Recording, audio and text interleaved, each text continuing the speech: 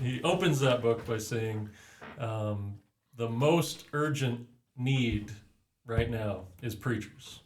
You know, and he just talks about the glory of preaching.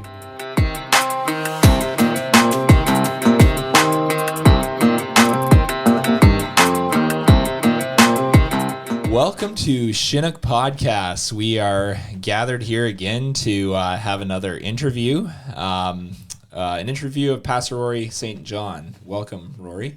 Glad to be here. And here on Chinook Podcast, we are working and praying, Ora et Labora, for revival and reformation here in Western Canada. Latin. So, and we're working here also with Pastor Rory St John for revival and reformation in Western Canada. So, all right. And welcome here. Yeah, welcome here. And Jamie and Brad are also here. So, hello. All right. Let's start off with a book review or two. yeah. Rory, you brought a book. Yeah. You have a book there. You want to tell us about that? Yeah, I thought since I'm a good Baptist here, I'd bring nice. That's good. Charles Spurgeon by Arnold Dallimore. And Arnold Dallimore was actually a graduate of Toronto Baptist Seminary. Okay. Which we'll talk about in a minute. But yeah, I'm currently reading this, so about halfway through, and it's been really encouraging. Just amazing life, right? Charles Spurgeon, the Lord really used him. He did. Mightily, just in amazing ways. So great to hear of his upbringing and how generations before him were faithful and godly and prayed for the generations to come, and then you see Spurgeon raised up, and all of a sudden there's that guy on the that everybody remembers. They don't remember all that much about his parents' generation, but they prayed, and that guy arrived. Yeah, absolutely. So it's inspiring that way to think about, oh Lord, raise up one of my kids as another Spurgeon or generations to come, right? So His book, Lectures to My Students, was very formative really in my own education. Very good. Yeah. Yeah, Charles Spurgeon is, there's so much to learn about preaching and good expository, exegetical, Christ-centered preaching from Spurgeon. So he also recommended a fulsome beard. Yeah. It protects the throat from cold, he said. Well, I'll go next. Yeah, go next. So I've got a book here called The Necessity of Reforming the Church with a Reply to Cardinal Satellito by John Calvin. Forward by W. Robert Godfrey. You can find an audiobook on Canon Press. It's a great book. If you want to understand some of the central reasons why the Reformers felt the need for reformation in the Roman Catholic Church, I think Calvin is a great place to go. He summarizes it quite well. So ananyway. Yeah. And he was very much involved. Very much involved, yes. Right at the heart. Important to the Reformation. Maybe. Yes. Okay. I'm not sure if I recommended this book before. Whatever the case might be, being the forgetful man that I am, I'm going to do it again if I did it before. A book by Kerry Wood called The Map Maker. The Map Maker is the tale of David Thompson coming out into the West and mapping the rivers and the mountains and the plains of Alberta. Okay, he made remarkably good maps from I think he was in the 1830s. I think that's when he was functioning. But it tells a whole bunch of his tales of things that he did and places that he went and folks that he ran across. This series in which I found this book is called the Great Stories of Canada series, and I think it was published in 1953, sometime about then, and we know that there are folk who like scrubbing histories that they don't like, right? Well, it's fascinating in not just this story, in the story also of George Vancouver mapping the West Coast. Both of these guys ran into Indian tribes on the plains or out on the coast that said, don't go into the next valley because those guys will eat you. Don't go. Yeah, we had cannibals in Canada. We did on the plains, and it was documented back then. I never heard that in school. No, and you wouldn't. And these anyways, guys didn't have an axe to grind. They were just recording what happened. Yes. Yeah. Okay, so that was The Map Maker by Kerry Wood. Excellent. So for my book recommendation, I'd just like to preface this by saying that I am a man with zero culinary talent. Okay? Okay. But one of my favorite books to read. You made pretty good brisket the other week. Yeah, but I have zero talent. Okay. All right. Like I'm just putting that out there. Okay. Yeah. That was yeah. That brisket was good. But anyway, so this book is called The Supper of the Lamb. Yes. By Robert Farrar Capon. Yes. It is perhaps the finest cookbook that is not a cookbook. It is a philosophy book. Or a theology of cooking. A theology. It's got a theology of hospitality. It's got a theology of beauty. Yeah. He spends a lot of time talking about beauty. He spends 3 pages talking about a wine cork remover, the proper type. And he's 100% right. If it's got a central shank with a screw wrapped around it, it is wrong. It is all wrong. You are destroying the cork. You need the wire type. But anyway, he's 100% right. But it's mostly about a theology of beauty. And his description of cutting onions will make you cry. It's beautiful. It's a beautiful thing. I Cutting onions will remember make you reading cry, that too. book. That was such a delightful book. It is a delightful book. It was really good. Yes. You know, you think, well, he's giving you 8 different ways to use a lamb. One lamb in ways. food. Yeah. But it wasn't just that. It was so much better. Yeah, there was so much good stuff in there. Yeah, it's about food. beauty and hospitality and conviviality and everything that's great about Christian feasting. Yes. So, and that's why he called it the Supper of the Lamb. I think he was being very explicit. He's referring not just to communion, but also to the final feast. Each of our feasts is a type of that feast. Marvelous stuff. Anyway, The Supper of the Lamb by Father Robert Farrar Capon. It's been a long time since I read that book. I should read it That's a again. good book. Oh, yeah. It's on my shelf. I've read it Alrighty. a couple times. Well, we should probably proceed to the interview of Pastor Rory. Or interrogation. Interrogation, yeah, that's right. Waterboarding's not torture, according to the CIA. So first of all, I think an important thing for people to understand who are listening to this is that Pastor Rory is the pastor of Coram Deo Baptist Church, and they are showing, I guess, I think we could describe it as hospitality to our church, certainly. because we're renting the building from them, and they're very kind and gracious hosts. Yeah. So, Well, glad to have you guys in our building. yeah. To know there's another Bible preaching church in our building in the afternoon. Yeah, in the afternoon. And so if Well, you it's- need 2 services, you Yeah, could always do the double dip. I the guess. double dip, yeah. And if you're paying rent as a church, it's always nice to do it to a Bible-believing church. Yes. So Instead of like the city of Grand Prairie or some other that's right. warehouse. So Yeah. first question, and this is an important, where do you come from? Yorkton, Saskatchewan. So, Yorkton, Saskatchewan. That's right down by, that's way south, isn't it? it's kind of more the middle, if you can call it I'm the middle. thinking of the wrong No one town. lives up north in Saskatchewan. Well, there are people. I think I had Weyburn on my mind. Yeah, That might have been it. I did live in Weyburn for a bit too, Okay. and I have family there. So, Okay. but yeah, Yorkton is more on the east side, close Okay. to the Manitoba border. Okay. All right. But yeah, born there. Is it on the Trans-Canada, Yorkton? No, it's further north than that, isn't it? It's north. Yeah, it would be north. Be on the Yellowhead. I think so. Good question. All right.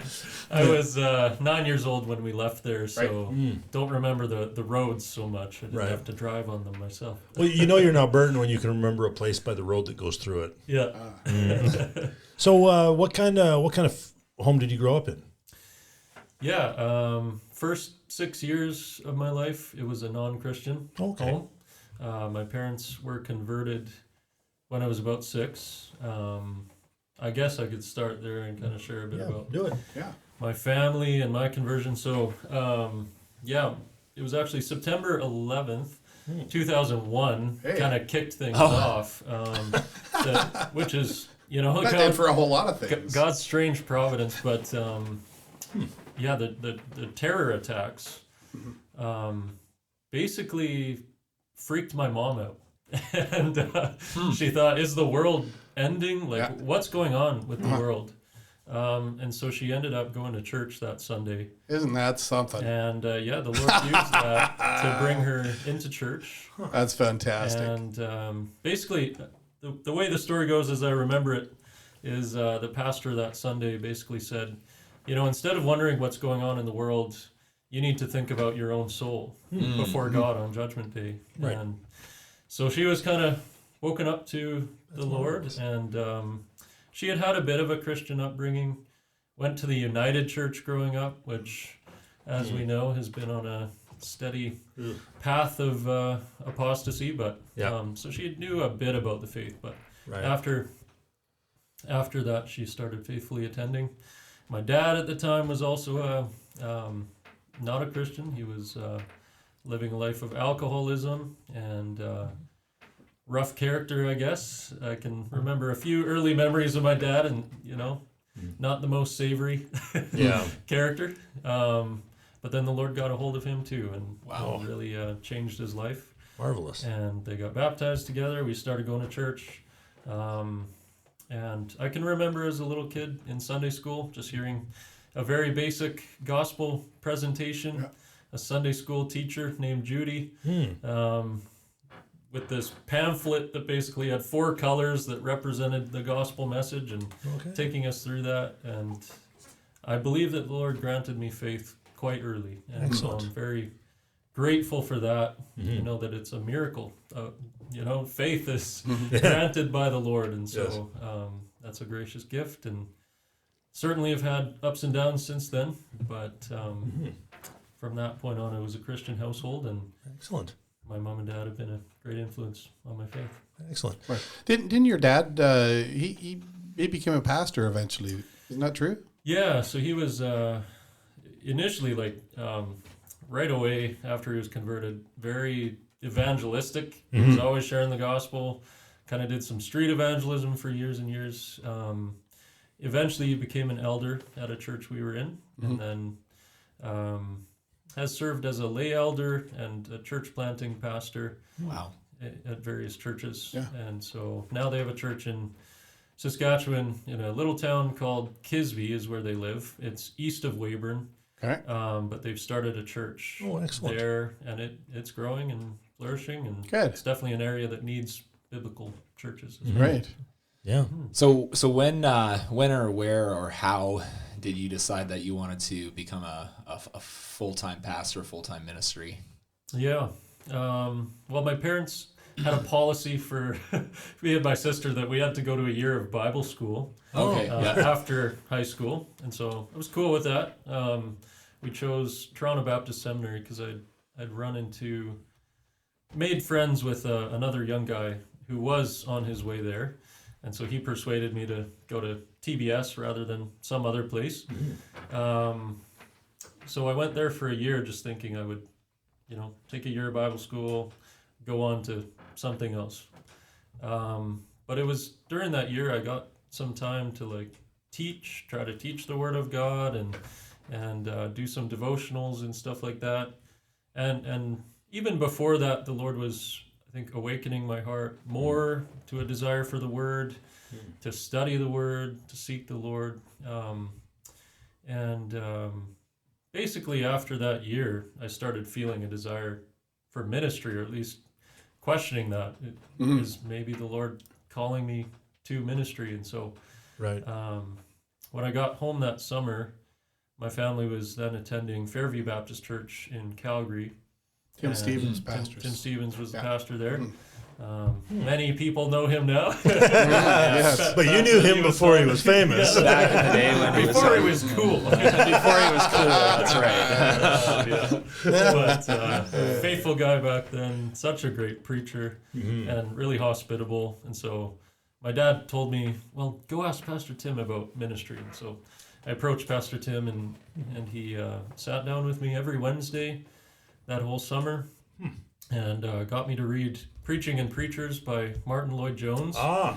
And that fired me up. Like Martin Lloyd-Jones can do that to a guy. Oh yeah. yeah, I mean, basically, he opens that book by saying, the most urgent need right now is preachers. You know, and he just talks about the glory of preaching.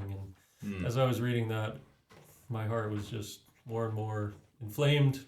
Yep. I just felt like, what else could I do with my life? Right. I felt like this is the only thing I can do. Yeah. Pastor Tim shepherded me through that, and also brought me through the pastoral epistles. We would just sit down and discuss a chapter a week, and so I decided I have to go back for another year of Bible school. And every year I decided I have to go for more, so ended up 5 years there at Toronto Baptist. Yeah, so can you tell us a little bit about Toronto Baptist Seminary? Because I've got some connections to it, because my brother-in-law went there, and I think I know of a number of United Reformed Church pastors who've gone there at least for their undergrad degree. So it seems to me like it's a pretty Calvinistic covenant theology type Baptist seminary. Yeah, it's Calvinistic. It was formed in 1927. They're coming close to 100 years, by T.T. Shields, who was I don't know if you could call him the Canadian J. Gresham Machen. But something like similar. that. Something similar, yeah. He was responding to the modernist liberal creep that was coming into the seminaries at the time in Ontario. So he formed TBS in response to that. So it's always been a conservative school.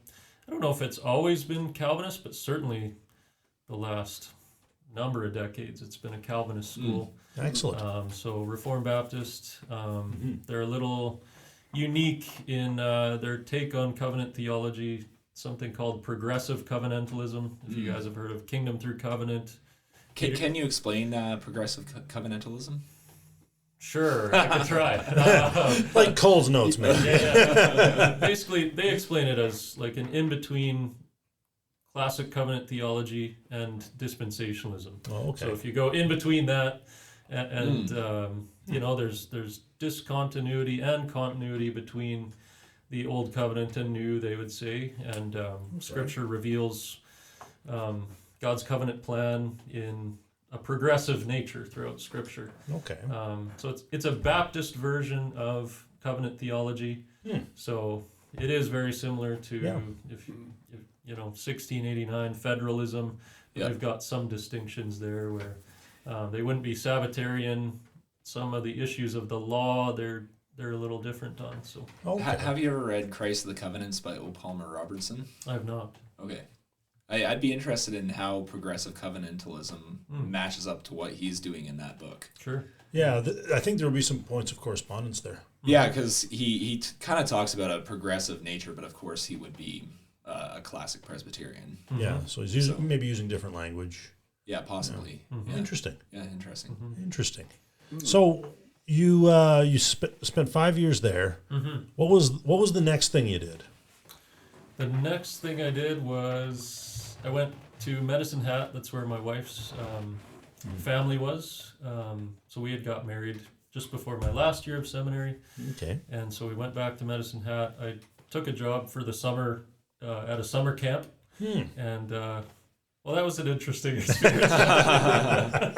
It was kind of it was interesting. The guy running it was faithful believer in terms of his doctrine. So he wanted to bring me to just preach the gospel to the kids for the summer, and so we organized lessons, and I worked with some other things there.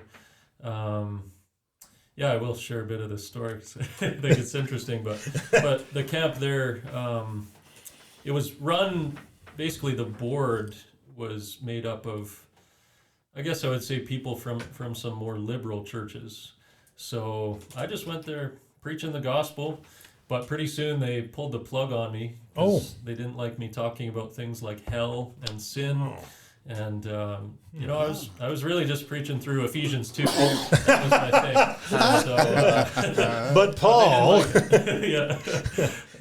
so anyway, that was an interesting experience. A little bit of persecution from within the so-called church there, but it was a good experience. And then ended up moving up to Calgary for the next while. Took some odd jobs, lawn care, then working for an energy company called Compass, and that was a good experience. Learning a bit of the oil and gas industry. They built these compression systems for oil and gas, which is just interesting to get to work on. I was just a laborer, but then the Lord called me up here. Pastor Tim sent me the ad for the church up here that they were looking for a pastor, and he said, pray and think about this. So I did. Also got a lot of other counsel, and eventually sent my application up here. So what year did you get up here? What year? 2020. Oh, nice. What happened? What happened in 2020? I don't know, guys. Did you get up here in March, or did you get up here in February? Which was it? April. It was April. April 1st. So, Okay. Oh yeah. Yeah, I think April Fools. a few weeks earlier, I had been up here for a visit in March, and then it was kind of in that time that everything really shut down. I just remember when I met you and I was talking to you about your story and how you just stepped right into it, right into it. This is the most challenging time that the church around here has faced ever, and here you're starting. Go Rory. Yes, I think that's hysterical. Yeah, that's wonderful. How you and I met is kind of funny. Right. So I was at work. I remember where I was. I was on the crew bus heading back to town from a job I was on. And a mutual friend of ours that I did not know was a mutual friend of ours at the time, but I do know. He messaged me, I think, on Facebook Messenger. Right? And so my phone goes off and I look down and he's like, hey, haven't seen you in a long time. How's it going? I'm like, oh, good. And a friend of mine just took a call to a church up in Grand Prairie. His name is Rory. Here's his phone number. He needs a friend. I was like, okay, fair enough. Good old Clint Linford. Yes, sir. So then, then we got in touch, and that was pretty quick after that. I think that was April, May, somewhere in there. Must have been. It was pretty early. So were you ordained after lockdowns or before? During, Okay. Yeah. Nice. The church did a installation service here.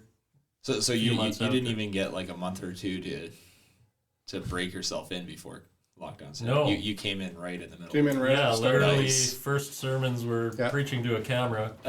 They Set up live stream because we didn't know what was going on with exactly. this And new and scary who did? disease. Yeah, we thought it was the Black Death. Yes. Yeah, but it wasn't. No. We were had. That's awesome. What a way to start a life of service in the church. Yeah. Yeah, it was interesting kind of hearing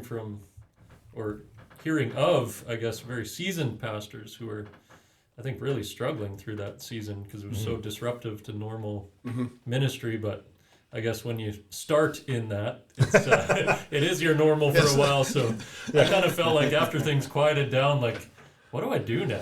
Like, I don't have to be like checking the news every week to see what our government is doing, and I don't have to be watching my rearview mirrors more than my windshield when I'm driving. No, that's fun. So so just in general, just like tell us about your church. Yeah. Some of the things that you're really gunning for in this city. Hmm. What you're really passionate about, what kind of drives you. Sure. Okay. I guess just about our church. Yeah. The building's been here since about 1984, and it's gone through a couple different names. It was planted by basically the Canadian Southern Baptists. It was Ivy Lake Baptist Church. That's what I remember. Yeah, and actually, even before that, it was called New Life Baptist Chapel. So it's had a couple names. Okay. But yeah, it was Ivy Lake Baptist because of the neighborhood we're in here. Yeah, so basically it was a typical kind of Southern Baptist-ish church. Then it was, I don't know, how many years ago did Ben Lane come up? But That was a while back. maybe 2008, maybe? 12 years ago, maybe. Yeah. Yeah, Pastor Ben Lane came up here. And at the time, the church had dwindled quite a bit. But the Lord basically did a reforming work. And Ben was a reformed guy. And I think really laid the foundation for what the church is today. And we're, I'd say a Reformed Evangelical Baptist church. Strive to be just Christ-centered, gospel-centered, holding to the Word and preaching the Word week by week, and evangelistic, prayerful, So what book of the Bible are you preaching through right now? I'm in Malachi right now. Ooh, I like it. Malachi. Nice. It's been good. It's been very stirring. Yes. Malachi, the Italian prophet. Right, yeah. I have a son named Malachi. You say it just like that. Malachi. It's actually Malachi. I'm going to call him Malachi. Yeah. Yeah. Malachi. Yeah, we finished a 2-year series in Mark, and Excellent. did a few Psalms, and then Malachi. So I've been enjoying that. Yeah, and you, I know you do street evangelism. It has been a while since you've done that, but I know you were doing it every week for a while. Yeah. When I first came here, we were doing that really faithfully, and we've done it basically in the summers since, because it is a bit chilly up here. It's hard to stand and talk to people outside, or When your mouth freezes shut. The streets have no heat. Yeah. I haven't too, joined you son. for that yet, but I have joined you down at the Wapiti House. yeah, that So was good. you guys headed up a visit to the Wapiti House, and I really enjoyed tagging along. Yeah, but we've definitely been trying to stay on top of being evangelistic. We've gone down into the park, Muskosipi Park, quite a bit, a couple summers, handing out Bibles and tracts and talking to people. This year I haven't done as much. I did do some door knocking several weeks ago. Need to get out there, do more. Yeah. And that's generally been you and Keith Giles from the URC, or do a couple other pastors show up for that too? We had Keith with us a couple summers ago. Yeah. We have had some other Christians. One lady from the CFA was coming out with us Oh, nice. for quite a while there. But yeah, we've had a Excellent. little bit of cooperation from some other folks. That's something that we're, I know for our end, I know you're also interested in this too, but cooperation between churches in this town on various things is a thing that is, I don't know, biblical. I think we can agree on that. Yeah. This is something I really appreciate about even just sharing the building with you guys, is that we're cooperating. And this is something where we can point to the world that might be looking at the church and saying, well, you're all saying different things, which we're not. There are a couple of people saying different things, but enough of them. Well, in some parts we're saying different things, but on the essentials or the basics, creedal Christianity, we're saying we're saying the same things about the same Lord, but here we are actually materially cooperating. And then in things like this, like your evangelism efforts, cooperating with some of the guys from the URC or CFA, I think that's the way forward. I think that's really exciting. I'd like to see some more of that. Yeah, it's something I saw from an early age with my dad's evangelistic ministry. We would often see people from other churches, and not necessarily all Calvinists or Right. there's a mix of people, but they're passionate about the gospel. They Mm-hmm. believe the same gospel, so we can share that gospel together, right? Exactly. So yeah, I've always had a heart for that and for the unity of the church. As long as we do agree on the fundamentals, right? Right. Yeah. I am a fundamentalist, I think, in the pure original sense of the term. In the fun sense of the word. Yeah. Put the fun back in fundamentals. We could also just call it creedal Christianity. Yeah. Okay. Yeah, we could. Yeah. Trinitarian. Yeah. Well, the fun back in fundamental. I like that.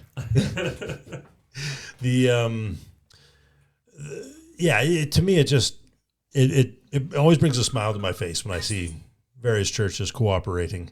Like I have a friend who's over at one of the other churches in town here, and I remember we were talking because he was asked to preach a sermon because he's not in the church leadership as such, but he's kind of an understudy of one of their leaders, and he was asked to preach a sermon, and so I remember talking with him about this, preaching thing, right, which I occasionally do, and then he sends me a link to the audio for the sermon after he preached it, right? So I get to listen to it, and I'm like, man, that was really good. I mean, it was an exegesis of John 9. Mm-hmm. It was marvelous. I was like, if this is the quality of sermon that's happening in that church, there's a people doing well. But stuff like that, it makes me happy. Mm-hmm. Well, Jesus prayed for the unity of the church. He did. So it should be in our prayers as well, and in our hearts. So, for Coram Deo Church, what you're probably roughly the same size as ours. Mm-hmm. What kind of is the makeup? Are you long to old people, or you long to young people? What's the makeup of your church? I'd say we've got a really good mix right now. Okay. Yeah, if you talk to one of our elders, Ken Thompson, when he arrived several years ago, he stepped into our church and he said, "This is a bunch of children." There really wasn't any gray heads at that time. Right. But there's a good range. Excellent. I would say maybe a couple demographics where we're a little lacking, probably the late teens, early 20s. We have the same problem. Yeah. Yeah. But great group. Lots of young families with lots of kids. Yeah. Just trying to raise their families in a godly way, and it's an encouraging place to be. Excellent. Yeah. Excellent. We lacked senior folk for a long time, and I keep telling these guys, I say, I'm getting there as fast as I can. One day at a time. It does happen. Yes. Yeah. No, we're starting to push towards the gray hair. Yeah, there we go. But lots of little children. I think probably I'd say maybe half of our church. Yeah, I think if we were to say 12 and down, that'd be half. That'd be about half the church. Yeah. Mm-hmm. And to some degree, it matches the demographic of the region. Yeah, we have one of the highest birth rates in Canada. Yeah, I think by a long shot. In Grand Prairie. Yeah. Yeah, I bet we do. Yeah, I saw a number somewhere sometime ago, and it was quite a bit different from the national average. Like that new hospital that they took 12 years to build, or 14 years or whatever it was, the maternity ward was well built. I'm just... Yeah, I've been there quite that's a bit. A really good you have it, yeah. You got the actual maternity ward, and then on the same floor is the NICU and all the surgical stuff. So if anything goes wrong, like when my youngest was being born, she had her umbilical cord wrapped around her neck. So when she was being born, the doctor made a phone call, and within about 30 seconds, there were 6 or 7 specialists just materialized out of thin air. Wow. They just pop out of the floor vents or something. I don't know. But they were just down the hall. Yeah. They walked out of their office and then down the hall. The old hospital, it was a separate floor. And anyway, but they built that because I think of how many children we have. Yeah. So, Yeah. What do you have any other specific questions, or should we maybe ask Rory to ask a question? Oh. Well, Put me on the spot. Well, I do have some specific questions, and we've talked a little bit about this already. But so specifically, what is your vision for the church in Grand Prairie? Are we talking like my church, or church in general? So in concentric circles, starting with your church and then to the church in general as well. If the church were operating like it ought to in Grand Prairie, what do you think it would look like? Yeah, that's a good way to put it. Yeah, I think for our church, I mean, I don't have some wild, unique vision. I mean, it's just, the basic purposes of the church, I think, are to worship the Lord and to nurture believers and to reach out to the lost as well. So we're trying to do that faithfully ourselves, to worship the Lord in reverence and awe, and to grow in our own discipleship, and then also be a witness to the world around us, and hopefully raise up laborers as well to go to places beyond us. But I think, the church in general, I mean, the Canadian church definitely is in need of reformation and revival. We all are.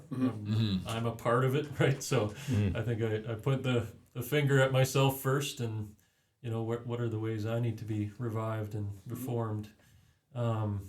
But certainly praying that churches would return to the Word of God. I think that's primary. For so long, I grew up in kind of various shades of mainline evangelical Baptist churches till about my mid-teens. Then we were in more of an expository preaching church. But, there's so much just entertainment-focused, man-centered worship and programs. Yeah. And I grew up in that. But ideologically driven often. Yeah. Ideology that's not biblical. It's sub-biblical. Yeah, we found the ideology in the Bible, but we were told in there not to do it. So I think a return to the Word, praying for revival. I mean, the Lord has done great things in the past. You look at the Great Awakening. There were unconverted ministers like Daniel Rowland or William Grimshaw who all of a sudden were woken up to their need for Christ, and they started preaching the gospel, and the Lord really blessed that. I think we've got liberalism and just a departure of the Word. And we need to get back to the Word of God and to what He says, and to the gospel, to repentance. So that's what I pray for. Yeah, and then I guess we've talked about this a little bit already as well, just talking about practical ways in which our churches have worked together. But what is your vision for how churches can work together in the city? And you can repeat some of the talking points, but maybe you've got a fuller it's fuller idea for us. Maybe I've put this too much on the back burner in recent times, but we had our meetings with some other local pastors there for that purpose of reformation and revival, and we were doing a monthly ministerial for a bit there. I think things like that are really good. There are other cities that are doing that kind of thing, just getting guys together that are broadly I don't know, reformed or gospel centered, at least, that we're all preaching scripture and preaching the same gospel. I think those kinds of ministries are a good idea, just to connect pastors first and foremost, and then that forges connections between local bodies as well. But I think another big way is evangelism and different ministries even outside the church. There might be secondary differences that keep us in separate local churches because of the way our churches are governed, and things like baptism and membership and things like that. But I think outside the church we can still be praying for each other. We can share the gospel together. So I'd definitely like to see more of that.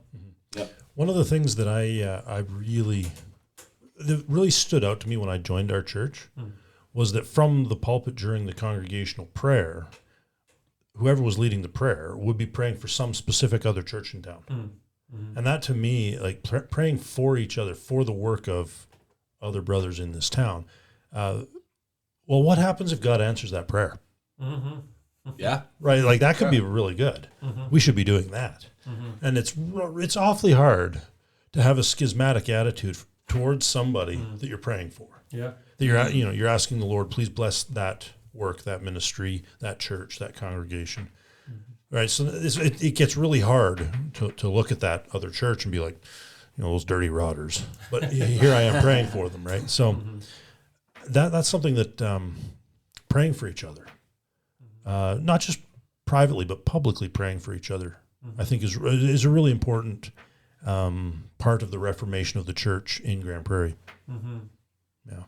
That's a good point. Mm-hmm. Yeah. So I think unless you have anything else other to say, I don't know. Do you have any more thoughts for us? No, I'm just thankful for you guys and the work you're doing here in our church building and beyond, and grateful to know you guys and fellowship with you. So, all right. Thank you, Rory, for joining us here today on the Chinook podcast. We're delighted to be able to share these conversations around. We have a conversation around the table, and then it goes out online, and it's out of our reach. Right? So who knows what the Lord will do with this, right? And that is the way. That's the way just about anything where you're producing media, that's how it works. Mm-hmm. Once it's out of your hands, it's really in the Lord's hands to do with what He will. And so we want to just walk faithfully in all of our lives, so that the gospel is adorned with the grace of God's people. Yes. That they're gracious, that they're kind, and so. Anyways, it's been a delight to have you here, and it's been a delight to have this conversation. We hope this is a blessing to you all, and we hope you have a good day. Amen.